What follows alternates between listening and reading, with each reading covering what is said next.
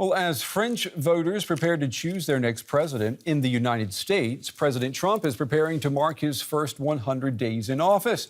Now, the marker is usually used by presidents to grade themselves and their administration during what is often referred to as a honeymoon with the press and the public. Well, honeymoon is probably not the first choice of anyone, including Mr. Trump, to describe the past 3 months.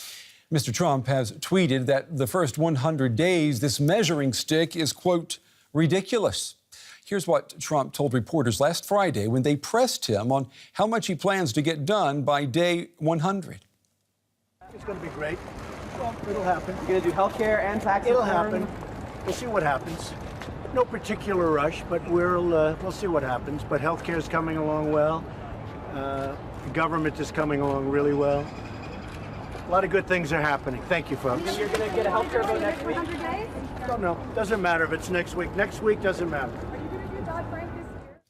Now, you heard it there. Next week doesn't matter. Well, just as Mr. Trump approaches that 100-day mark this week, guess who has reemerged on the public stage? That's right, former U.S. President Barack Obama. Remember him? Well, on Monday, Mr. Obama led a discussion with students at the University of Chicago, the future site of the Obama Presidential Library.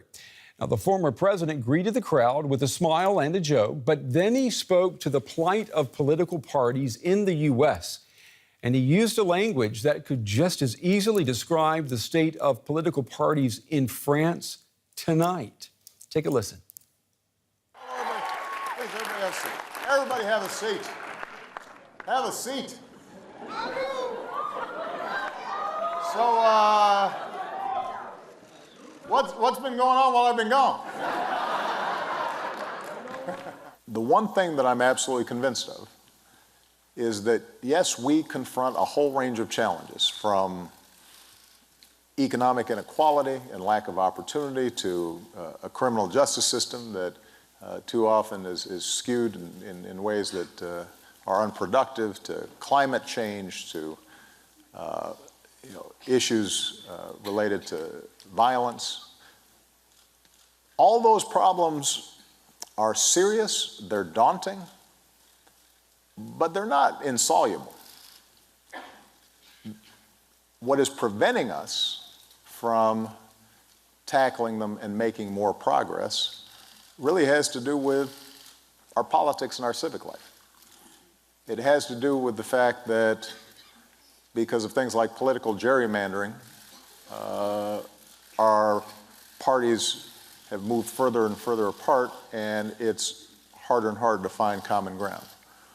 Because of money in politics, special interests dominate the debates in Washington in ways that don't match up with what the broad majority of Americans feel. Well, Mr. Obama will be here in Germany next month to help mark 500 years of the Protestant Reformation. And as timing would have it, the same week that President Trump visits NATO headquarters in Brussels. Well, the presidential week continues. Tomorrow, there she is, Ivanka Trump, will be right here in Berlin. Now, her first official international trip since joining her father's administration as an unpaid advisor. Now, the German Chancellor Angela Merkel invited the 35-year-old Ivanka to visit Berlin to participate in a discussion on empowering women economically. Ivanka is the point person in the White House on women's issues. We did some research tonight, issues which remain noticeably absent from the White House's website. Take a look.